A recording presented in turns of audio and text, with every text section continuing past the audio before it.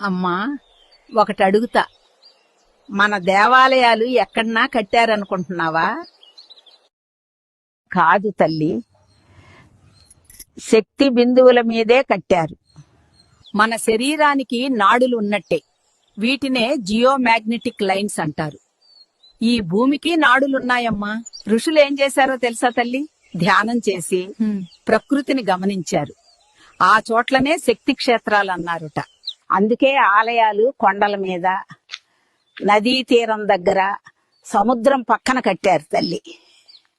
ఆలయంలో అసలు ముఖ్యమైన చోటు ఏంటో తెలుసా? గర్భగృహం కింద శక్తి కేంద్రం ఉంటుంది. ఆలయం అంతా దాని చుట్టే కట్టారు. విగ్రహం ఎందుకు రాతితో చేస్తారో తెలుసా తల్లి? రాయి భూమి శక్తిని పీలుస్తుంది, మళ్ళీ మనకి ఇస్తుంది బ్యాటరీలా. గోపురం లోపల శబ్దం ఎందుకు గట్టిగా వినిపిస్తో తెలుసా? మంత్రాల శబ్దం బలపడటానికి అలా కట్టారు. ఎంత తెలివో మన పెద్దవాళ్లది. గంట కొడితే ఏమవుతుందో తెలుసా తల్లి? అది ఒక ఫ్రీక్వెన్సీ సృష్టిస్తుంది, మన మెదడుని శాంతం చేస్తుంది. ఓం అని జపం చేస్తే మన గుండె నెమ్మదిగా కొట్టుకుంటుంది. భూమితో మనం కలిసిపోతాం.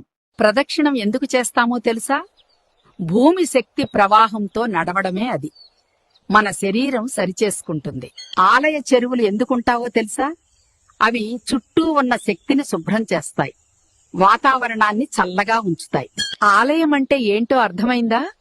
ఒక పెద్ద ఎనర్జీ యంత్రం మనల్ని రోజూ చార్జ్ చేస్తుంది.